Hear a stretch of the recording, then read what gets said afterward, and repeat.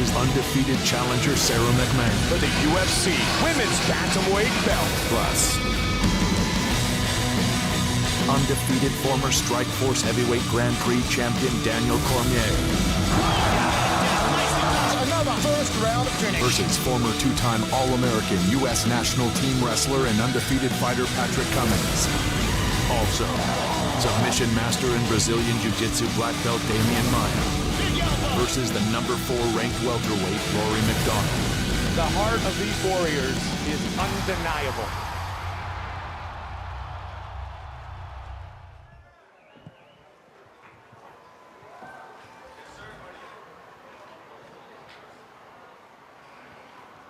On behalf of MGM Resorts family, I'd like to first welcome the media, the fighters, and our partners at UFC as we kick off our 2014 calendar here at Mandalay Bay. This is going to be a sensational event and the first UFC event we've hosted at Mandalay Bay in more than a year. Saturday night will once again be a special evening as fans have the opportunity to watch 2 great female fighters battle in the octagon as champion Ronda Rousey faces off against challenger Sarah McMahon. The UFC 170 event also promises to be a success as MGM Resorts and UFC are announcing today a partnership to bring unparalleled VIP experiences and offers to our M Life members.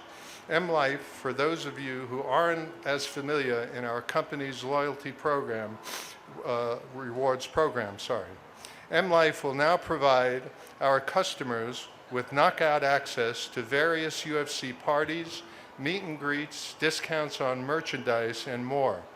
Teaming with the UFC now combines the best MMA talent in the world with our iconic venues on the Las Vegas Strip. I'd like to extend a special thanks to Frank and Lorenzo Fertitta, Dana White, and the entire UFC staff. I'd also like to thank the team at the Nevada State Athletic Commission. And once again, I'd like to thank you for being here. Look forward to seeing you Saturday night. And now I'd like to introduce Dana White.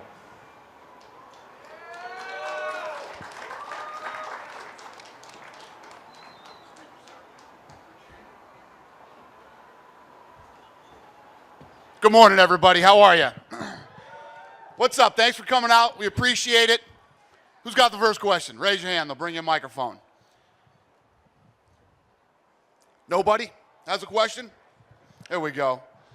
Right over here in the middle. Oh, there. I didn't see you. I apologize. All right. Question for Daniel Cormier. DC, obviously a lot on the line here going into the fight with Rashad, potential title implications, etc. You made no secret about the fact that you're a competitor at all costs and you just wanted to fight anybody. Was there anybody from your camp on the management side or any kind of thing like that that tries to get your ear and say, you know, maybe we play this safe that you have to argue with a little bit? No, man. You know, the thing about my team is they know who I am. They know that I'd like to compete, and any opportunity I get to compete, I'm going to take it. So even if they said no, I still was going to do it regardless. It's my career. I'm in charge of it, and they work for me, you know. So nobody fights me on those decisions. We make them together, but ultimately it comes down to my decision. And Dana, a follow-up to that, you know, from your standpoint, you've seen fighters who have a lot to lose that are reluctant to take fights. That can be frustrating for you. We've seen guys like Chael Sonnen who, when they see an opportunity, they step up and want to take a fight on short notice. But it's not very often that we see a fighter in the catbird seat like Daniel who has a lot to lose on the line and still wants that fight at all costs. What does that mean to you that when you've got a co-main event in jeopardy that you've got a fighter like Daniel Cormier to do that? I think everybody knows how I feel about that. First of all, life is full of opportunity. The fight business is full of opportunity. I love people who jump at opportunities. And for a guy like Daniel who's been training, look at him. I mean, I don't know if you guys saw him when he walked in here. He looks great, man. It's unbelievable. He's worked hard through this camp to get down to this weight, and to have the fight pulled 10 days before is just absolutely disheartening, you know. And he was really upset. And this thing it happened. This thing came together. He wanted the fight.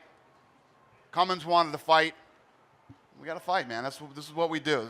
We put on fights, and we made the fight happen. They're both happy to be fighting each other, and I love guys like that.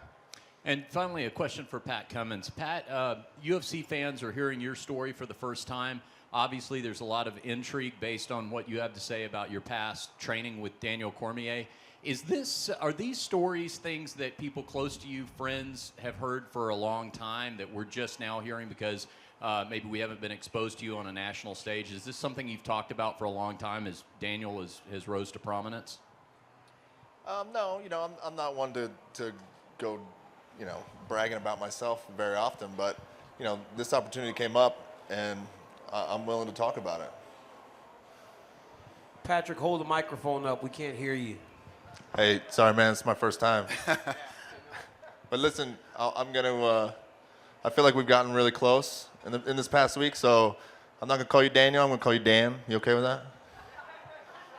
And I'm going to beat you up on Saturday. Are you okay with that? I'd love for you to come try. Man, I hate to break that up. Thanks, guys. Ron Kruk with Inside MMA. First question for Dana. Dana, a huge opportunity for Patrick here.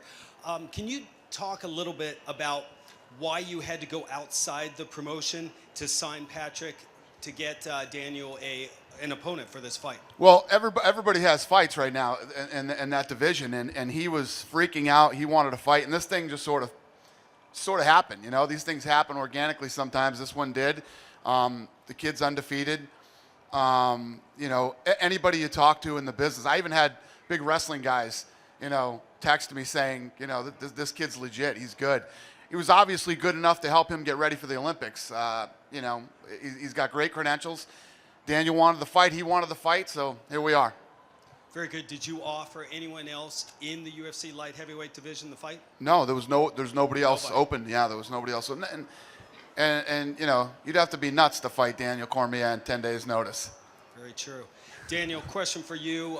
Besides your love for Popeye's chicken, how difficult has it been to make this cut? Or what has been the most difficult part of this weight cut? You know what, man? It hasn't been that bad. I've just kind of had to do things a little different. Throughout my life, I grew up in Louisiana. There's red beans and rice and Popeyes on every corner. I didn't have salad in my entire life until this training camp. I'm 34 years old, and I'd never touched a salad in my entire life. I had a few salads, and I started losing weight. Plus, it's healthy food now, and I got somebody to help me make my food and just help me at all turns, man. You use your resources to make this as easy as possible. So it hasn't been that bad.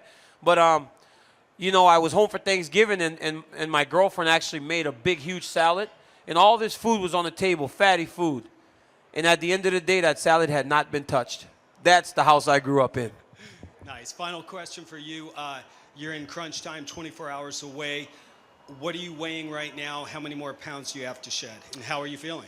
I feel great. I was able to train last night. I was grappling. This morning, I was 209 pounds. So I'm only 3 pounds away from weight. And I'm going to make this thing easy because I want to compete at my best. I train hard, like Dana said. I beg for this fight. And, this guy's he's never at a loss for words, but I'm sitting there going, Dana, but I trained so hard, and all he kept saying was, I know. But I lost all this weight. I know. And, this guy's never lost for words, so he knew what it meant for me to get an opportunity to compete. So I'm making this weight easy so that I compete well on Saturday night. Heidi Fang, MMA Fight Corner. First question for you, Dana. What is on the line here with the welterweight picture with RORY MacDonald and Damian Maia's fight? Yeah, it's a big fight. Obviously, Rory was right there before his Robbie Lawler fight. Lawler's getting a shot at the title now. It's a big fight for these guys. It's, every fight you're in a must-win situation, but for these guys right now and where they sit in that division, it's a very important fight for them. And for you, Rory, being that this is the first time that Georges St-Pierre is actually not fighting anymore in the UFC, do you feel like you finally have emerged out of that shadow, and what do you feel that you have to prove? I never really felt like there was a shadow there. It is less pressure, not having to respond to the question, am I going to fight him? When are you going to fight him? This and that. And so that whole thing is gone. So that's a relief, but I'm just doing my own thing, one fight at a time on my own journey to the title. There was never a shadow cast upon me with George.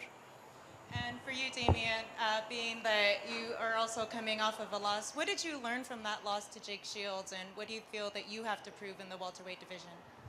I learned a lot of things, you know, but I think the main one was like I got used to fight here in Vegas, in US, and for the first time in that fight I fought in my city, and I think it, like unconscious, I relax more than normally, and I like to fight here in Vegas because, you know, I feel this is the city of the fight, and I feel like the energy is different, you know. So I always won when I fought here, and I hope to keep winning tomorrow, Saturday.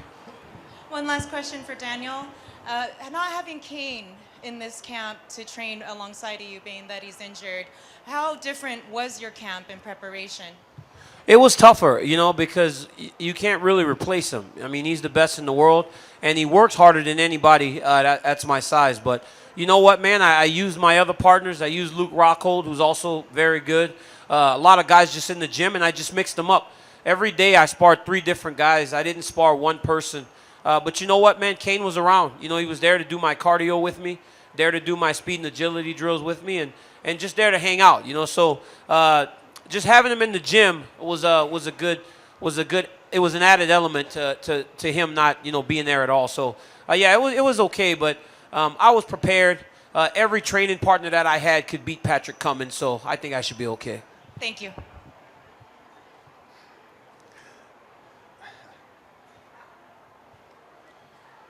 Good afternoon. Question for Rory, first of all. Gareth A. Davis, Daily Telegraph, BT Sport. Rory, in your last fight against Robbie Lawler, you seem to be almost stuck between 2 stools, kind of almost corralled into a game plan. Are you going to kind of let yourself off the leash in this fight and become the freestyle fighter that we've seen you in many of your other contests? Yeah, I've definitely trained that way. You know, I feel like more of myself is coming out in the gym, and I expect that to come out in this fight. But did you feel that you were trapped in a game plan in the last fight? I wouldn't say game planned. It was just, it wasn't my day. My head was not there. Couldn't pull the trigger, and I couldn't just be myself. It was just off. It was not a good day. And a question from Miss Rousey. Ronda, I think Sunday, it's a year to the day since you defended the women's bantamweight title for the first time. Can you describe, in some ways, this extraordinary year in which perhaps you've become, people are talking about you as the biggest star now in the UFC organization, and how far women's MMA has come in the last year on this platform? I would describe it as juggling on a unicycle. That's my favorite analogy. But it's been really fun. You know, it's definitely a whirlwind, and it's challenging at times. And I think that women's MMA has made so much more progress than I even could have hoped for, that even within that 1 year, we've already added a 2nd division. And I'm really looking forward to seeing how the 115-pound girls go. And I'm so looking forward to having another women's champion in the UFC. And you're going to win by armbar on Saturday night? I'm going to win by the most entertaining way possible. And finally, a question for Damien. Damien, the big talk is how you're going to close the distance with Rory and how you're going to deal with him in the stand-up. Obviously, we know you're a wizard at Brazilian Jiu-Jitsu. How are you going to close that distance with him on Saturday night? That's a secret, but you know, I think I learned a lot of things about close distance when I fought Anderson, and I was not able to close that distance. So, you know, I learned a couple of things there, and I think now I know more how to do that, you know, how to close that distance.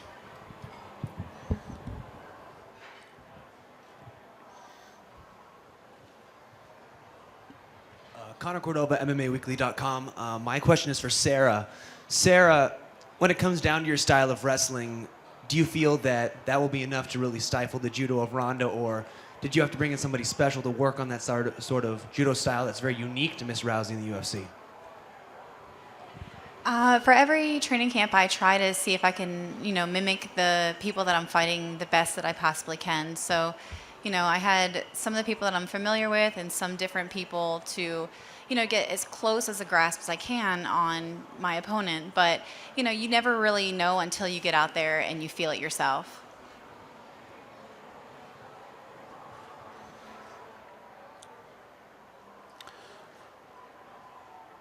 That it? Back here?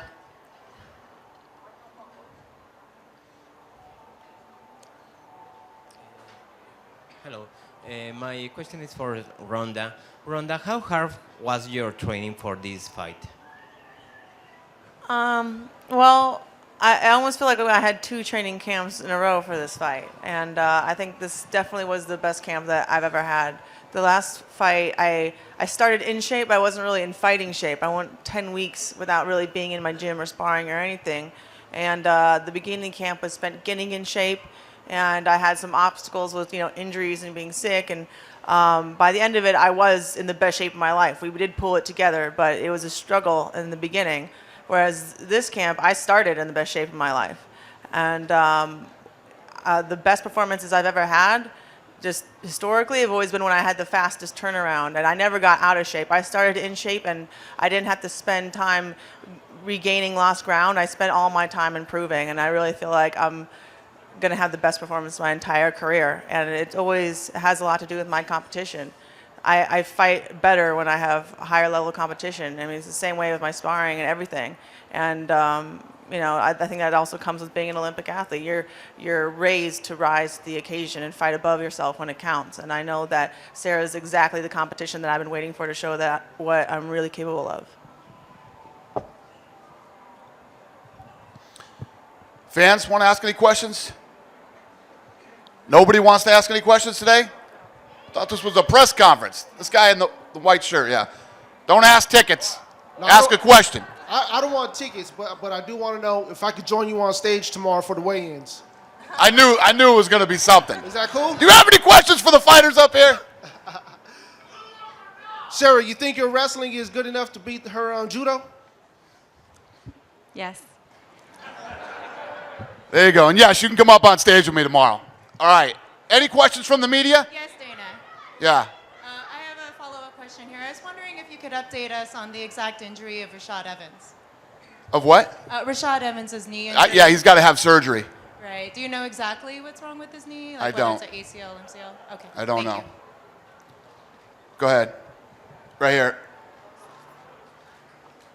You got it. Go, Connor. You can go first. Daniel, when it comes down to it, we all know this fight has gotten incredibly personal for you. At what point do you have to really put your emotions aside to be in the best mental headspace possible, or do you feel that you're really going to fight better because this has gotten personal? The thing is, Pat and I can fight all week and argue all week, but when we step into the cage, I have to be a professional. That's something I've never strayed away from in my whole entire career. I'm going to fight the way I fight, regardless of if I'm mad at Patrick or if I'm happy with Patrick. It doesn't matter. I'm still going to fight the same way. You ever wonder why street fights last 10, 15 seconds? Guys are fighting with pure emotion. They can't go any longer. You get tired.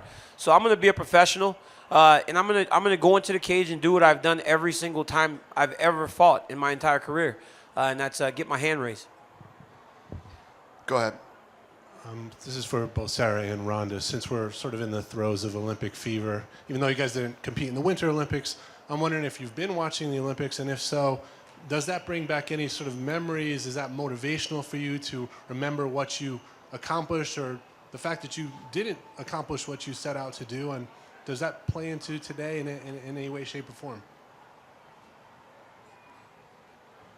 I don't really feel like that. The winter sports has always been so separate from what I do that I really can just watch it and just be in awe of the, like the figure skating and the different competitions, because it's so different from what I've done that really I just look at the skills and appreciate it.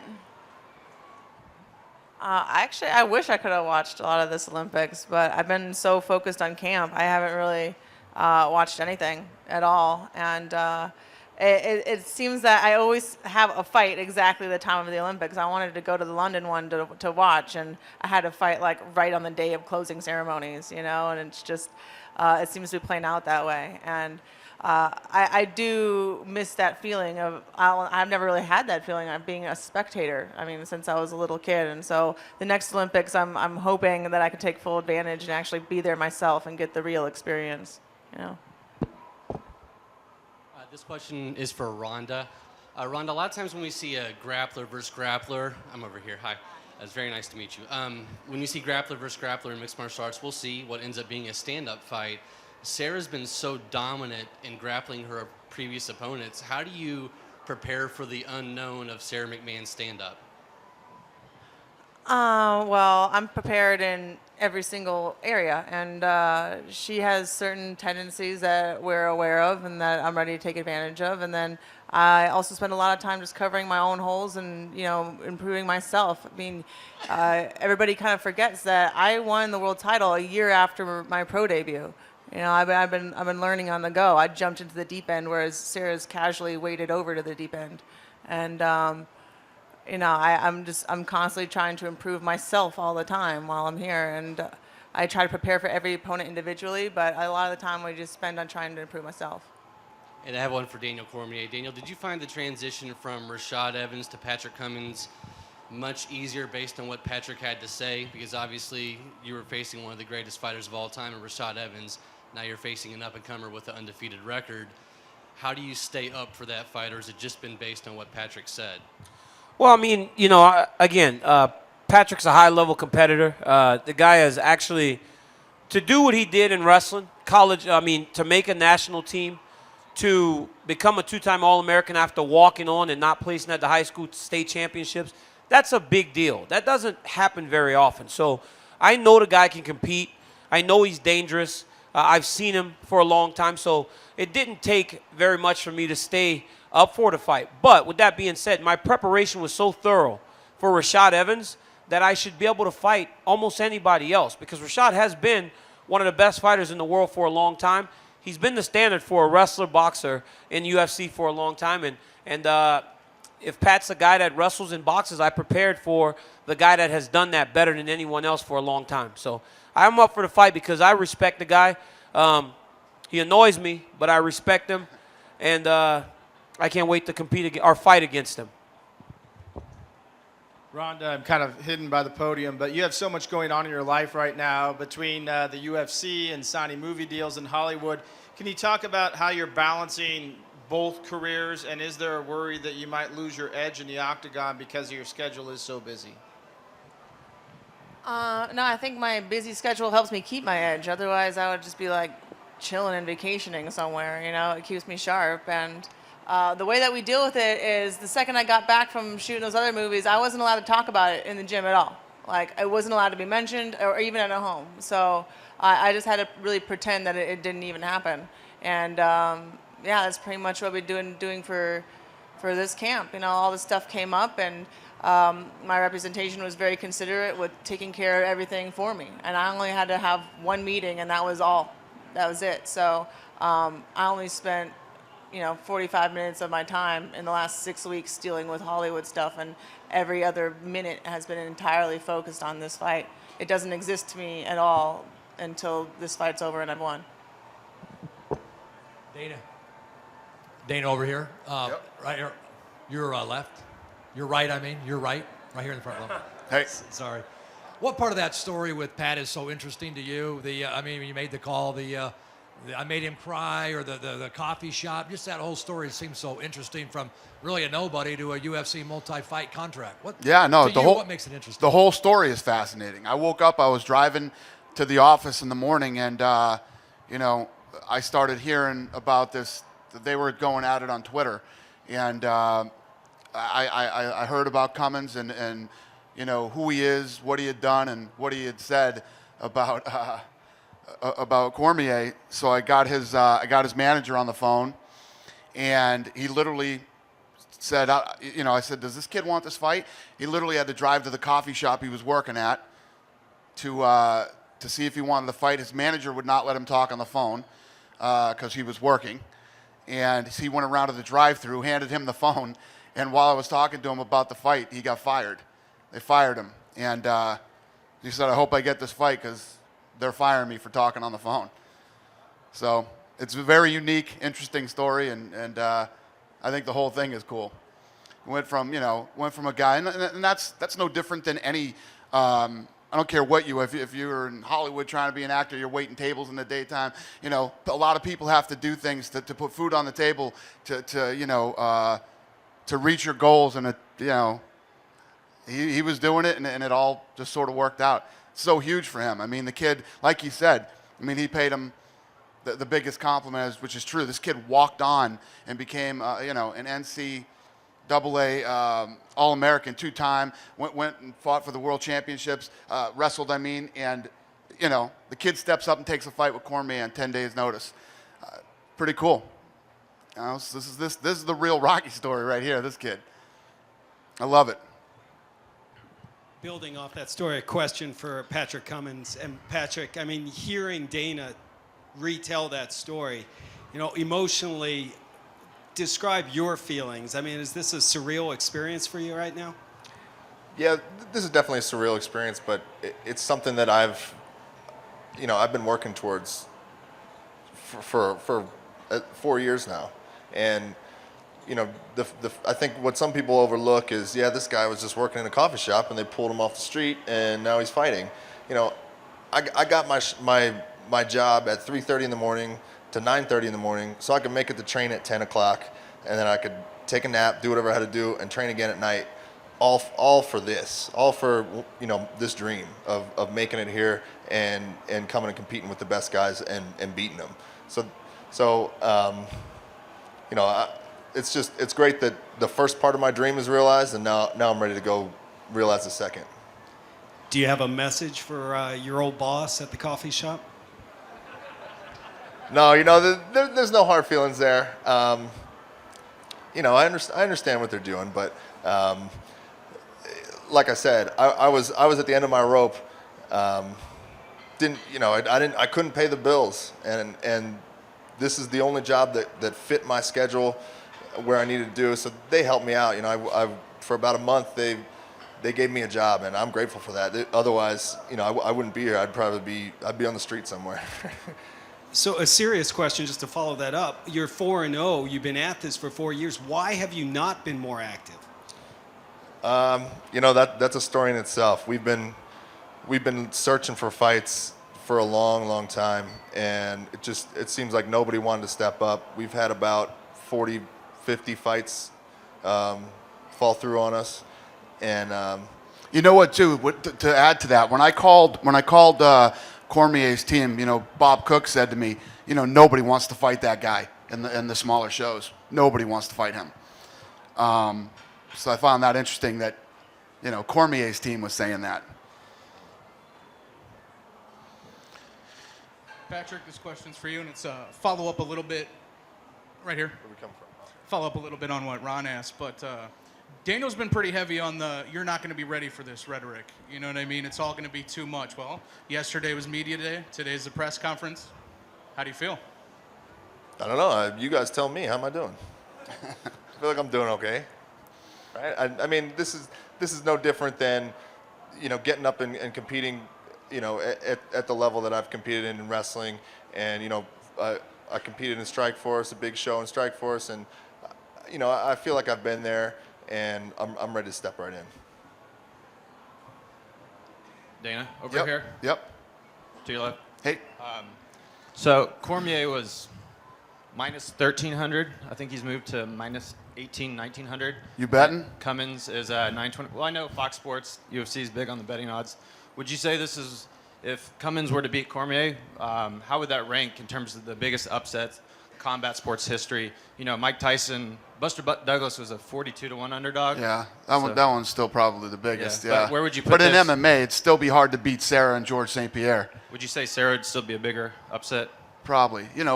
St. Pierre was 8-1. Yeah, still big upset. Came off that season of the comeback, or whatever the hell we called that season, the Ultimate Fighter, and knocked out George St. Pierre in the first round. Still, I think that was still the biggest upset I've ever seen in MMA. Question for Dana. Over here, Dana, in the front. To what extent have you found as a promoter for this event that having your headliners both being Olympic medalists has enabled you to reach out further into the mainstream in terms of the coverage of the event and the kind of conveyor belt of publicity, if you like? I don't know. You know, I think I mean, we've all seen. She gets publicity that nobody gets. She gets TV shows and write-ups that none of the other fighters get. So I think that there's a lot of unique things. Obviously, you know, I mean, if you look at this fight again, this is the second time since the women have been here that the women are headlining an event. You know, I think her gate in Southern Cal that time was a $1.3 million gate. She's going to do a $2.2 million gate this time. If you look at, and I know the guy who said he'd never do women in the UFC, look at it. Look at where it is. Look how big it is. And every time we have women on the card, they usually win fight of the night, or they're one of the most exciting fights of the night. And I'm blown away by how big it is and how much bigger it's going to get. But what I'm asking is, do you Are we getting any other stories because of the Olympics? I have no clue. It would make sense, but I don't know. I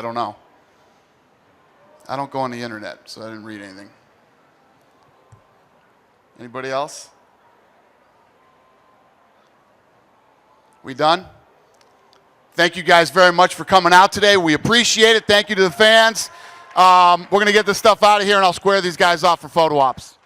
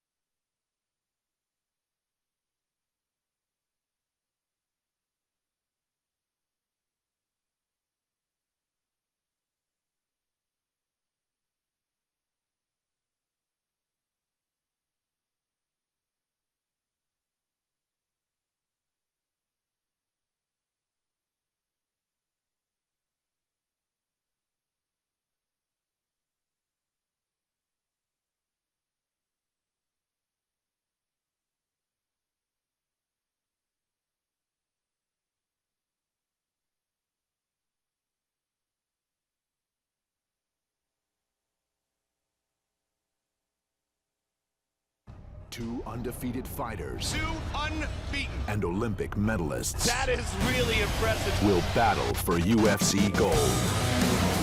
Ronda Rousey is so good. She is the greatest women's fighter in the world. Sarah McMahon comes out storming.